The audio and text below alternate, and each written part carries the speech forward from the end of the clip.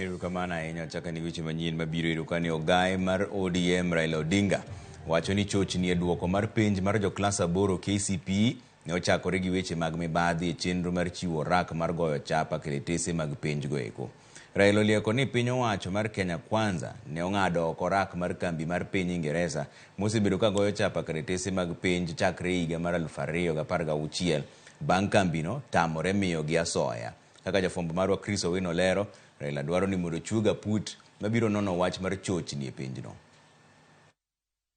Migawo mar somo kod piny owacho mar Kenya Kwanza odhi nyime kod yudore e tago maliet kaluwore gi ywak ewi chochni mag duoko mag penj mar joklas 8 ma higani. Migawo mar somo oyudore e lwala mopoto bang' ogayi mar Azimio Raila Odinga golo duonde kendo lieko ni chochni ewi duoko mag penj mar joklas 8 ne okel kod mibadhi ewi chiwo orak mar goyo chapa kalatese mag penj. We can today disclose that the mess in KCPE started as a tender war pitting various senior officials in the Ministry of Education against each other before eventually being taken over by an official much higher up in government. Kaluwore gi Raila, piny owacho mar Kenya Kwanza ne ong'ado oko rak mar goyo chapa penj mosebedo ka itimo kod kambi mar piny Ingereza chakre higa mar 2016 kendo chiwo orak makamano ne kambi moro ma pacho kae mayudore e wang' apaya ma Mombasa Road bang' kambi mar piny Ingereza tamore chiwo asoya. Early this year, the Kenya Kwanza administration suddenly and abruptly stopped this contract just because the UK company refused to give kickbacks. Without following any legal procurement processes, due diligence and attention to examination timelines, the Kenya Kwanza administration awarded the KCPE and the KSE exam printing contract to a politically correct local company based on Mombasa Road in Nairobi.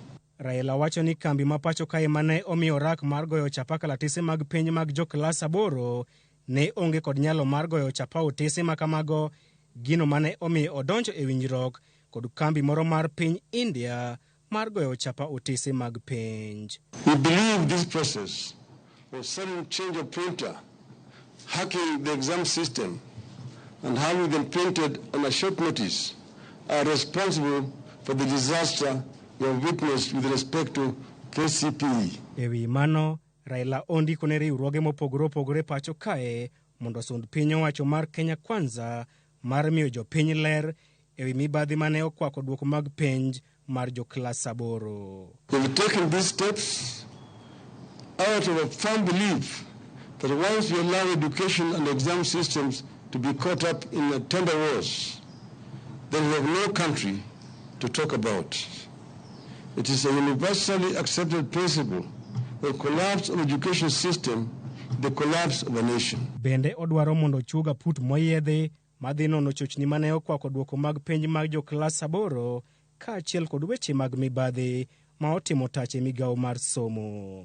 Piny Kenya osebedo kod nyadhi e weche mag somo, kata kamano Raila wacho ni nyadhi makamano nyalo rumo kaluwore kod weche mag mibadhi ewi duoko mag penj. Geno mar jopiny en ni chochni makamano ok dhi yudo tiende nyaka e duoko mar penj mar joklas 12 ma higani. E kinde ni ma ong'weng'o pod okwako duoko mag penj mar joklas 8 ma higani, ogaye mar Azimio Raila Odinga wacho ni nitiere weche mag mibadhi e orak mar goyo chapa kalatese mar penj mar joklas 8. Ewi mano, Raila dwaro ni piny owacho mar Kenya Kwanza motelne kod jatend piny William Ruto okaw ting' kaluwore kod ywak ma osewuok ewi penj mar joklas 8 ma higani. Chris Owino, Ramogi TV, Nairobi.